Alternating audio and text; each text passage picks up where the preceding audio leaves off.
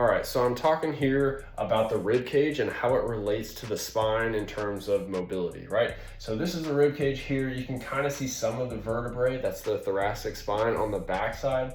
And the ribs attach around to the mid back or the thoracic spine on the back, right?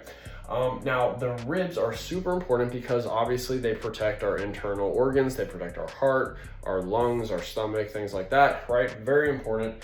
But we need them to be able to move, or else you're not going to be able to do things like reach overhead. You're not going to be able to take a deep breath. So our ribs have to expand in order to take a deep breath, and they have to be able to drop or kind of contract, we might say, but the muscles contract in order to exhale. So they're super important for those kind of functional movements. So what happens is these ribs attach to the thoracic spine, and when you inhale, for example, or if you move your arms overhead, they actually rotate up. They kind of rotate, and the ribs or the muscles that are attached to them will contract and move them upward.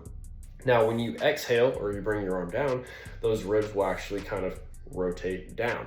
So we need them to be able to rotate up and rotate down. Now, what's interesting is if you're having difficulty twisting side to side, if say we're twisting to the right side here, what happens is these ribs will rotate up and these ribs on the other side will rotate down. So you kind of have this counter rotation movement happening.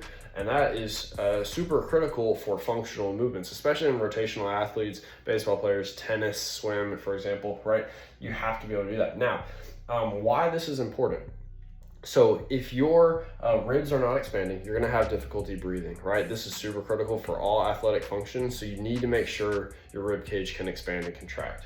Two, if you're having any difficulty at all getting into an overhead position, if you have pain with overhead movements, or if you're an overhead athlete and you're having difficulty with those, you're having pain in your shoulder, you might want to check the rib cage just to make sure there's nothing going on there that is limiting your ability to get in that overhead position. So if you're having mid-back pain, maybe even shoulder issues, neck pain, you definitely want to be checking out the rib cage to make sure there's nothing going on there that's stopping you from progressing otherwise.